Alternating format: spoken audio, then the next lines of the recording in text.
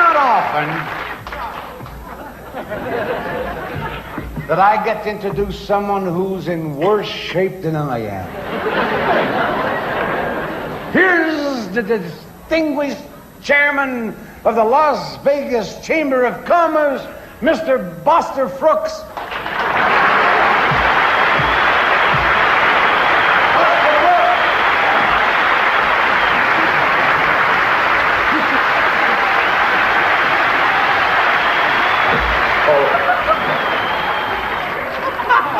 Thank you, Sammy.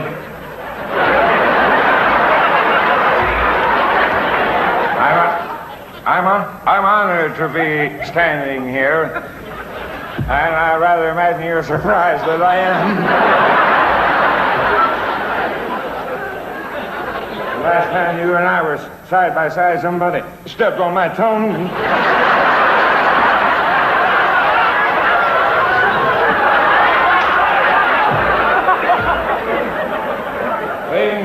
Ladies and gentlemen, folks.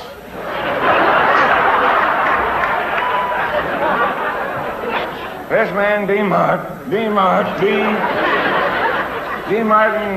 has without a doubt the warmest heart in show business.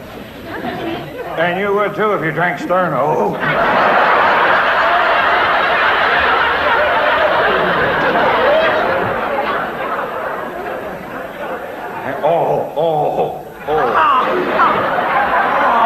Before we go any further, the MGM Grand Hotel has asked me to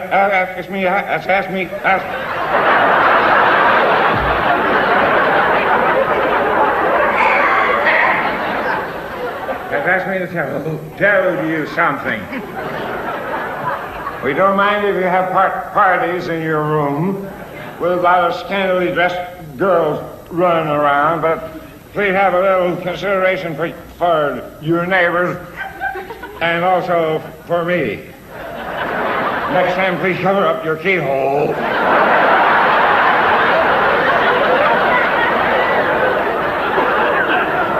On behalf of the city,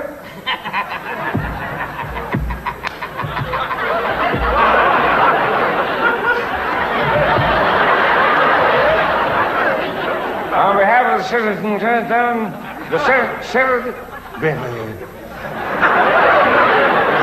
of the folks of Las Vegas, I'm here to give our thanks to this superstar, Sandy Duncan Jr.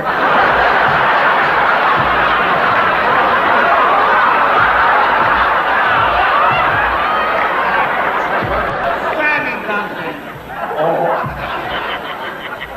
Where would Las Vegas be without you, Sammy?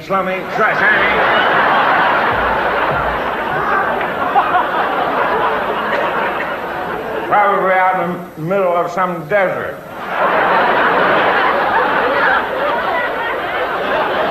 You know, Snappy, Snoopy?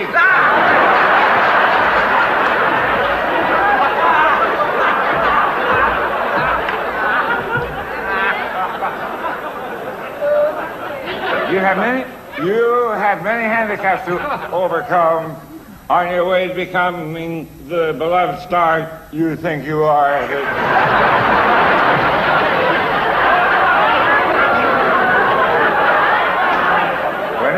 Whenever you play Las Vegas, many people benefit financially.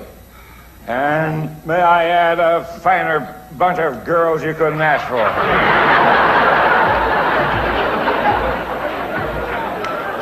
Come to think of it, I asked for one of them last night.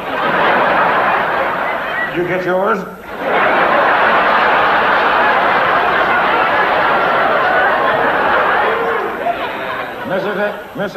Mr. Davis, you are a great performer. The excitement you create in an audience is incredible. There they sit, spellbound, wondering if someone in your entourage is ransacking their room.